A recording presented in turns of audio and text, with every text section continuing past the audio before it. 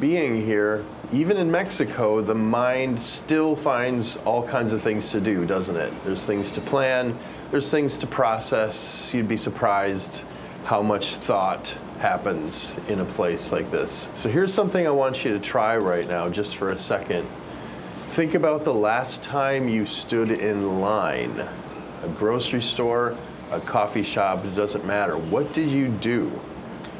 If you're like most people, and I include myself in this, your phone was out within about 15 seconds. Not because anything urgent was happening, it's just because the stillness felt like something to escape from. Here's the paradox about our minds. We spend enormous amounts of energy looking for calm, to get a place of peace and comfort like this, and then the second life slows down and offers it to us, and then we run from it. That's what this chapter is about. Today we're covering why we avoid stillness even when we desperately want calm, where calm actually lives, and it's not where most people look, and the one practice that works anywhere, no special conditions required.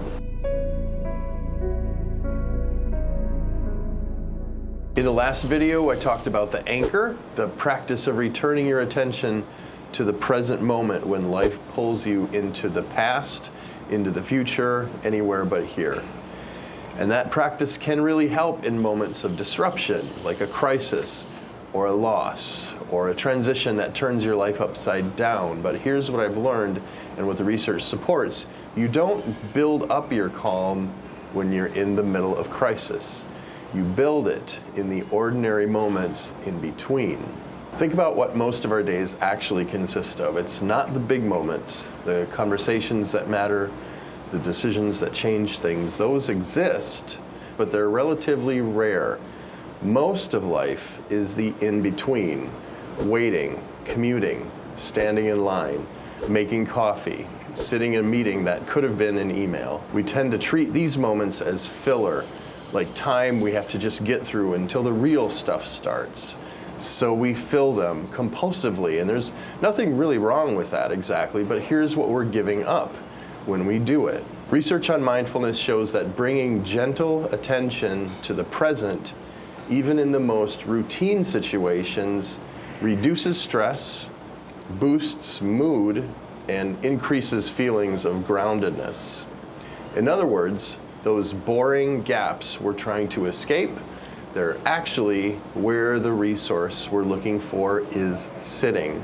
Here's why this becomes important, especially when life is hard. Because when you're going through a major transition, like a job loss, a divorce, or a belief system that no longer holds, your nervous system is already running hot. The baseline stress level is elevated. The mental noise is really loud. And in that state, the ordinary moments of the day become either your recovery time or they become more mental noise, depending on what you do with them. When I was in the middle of losing my ministry role, the identity that I'd spent years building, I noticed something about my in-between moments. Every gap in the day became an opportunity for my mind to go back to the problem. Standing at the sink, washing dishes, replaying a conversation from weeks ago, driving somewhere routine, rehearsing what I should have said, or anticipating some imagined confrontation. The stillness didn't feel like a resource, it felt like a threat, because stillness meant being alone with what was happening. So I filled it constantly, and the result was that I never got a break. The nervous system never got to exhale. Every moment of the day was feeding the loop instead of interrupting it.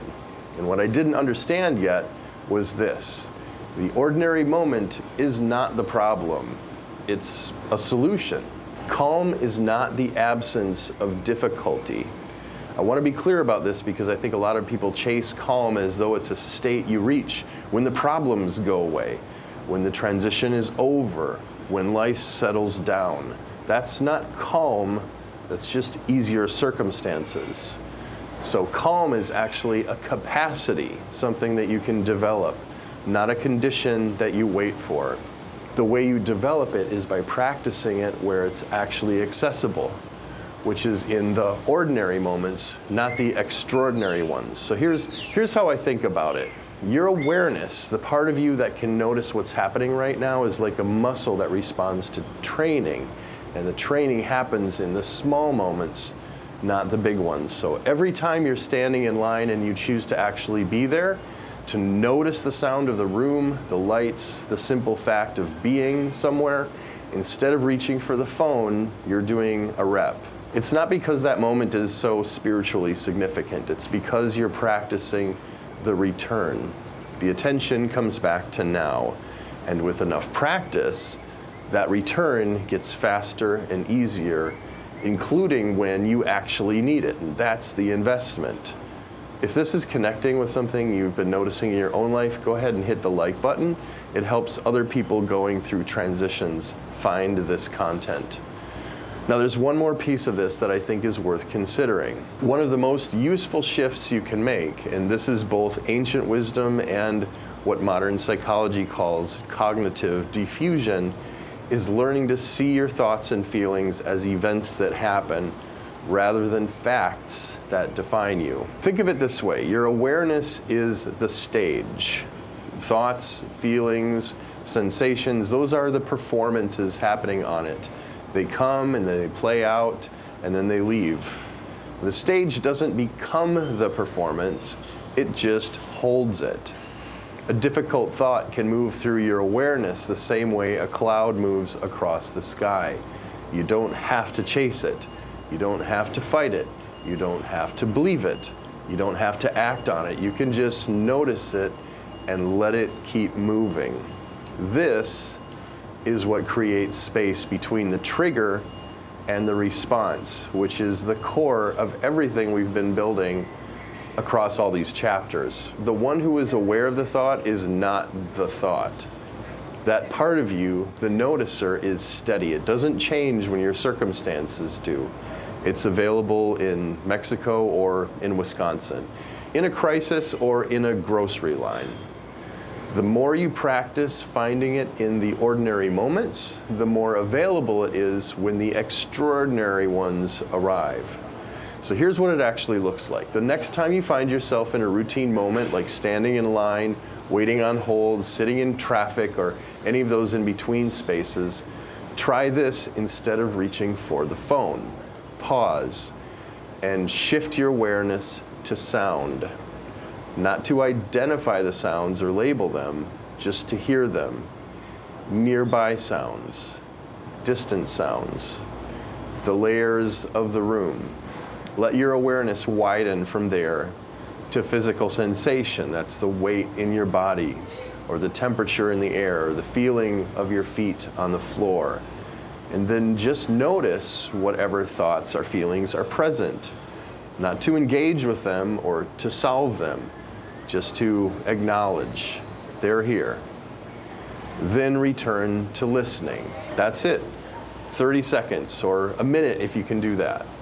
You're not trying to clear your mind. That's not even possible. You're giving your attention something real to land on, something present, something the mind can't argue with because it's just sensation.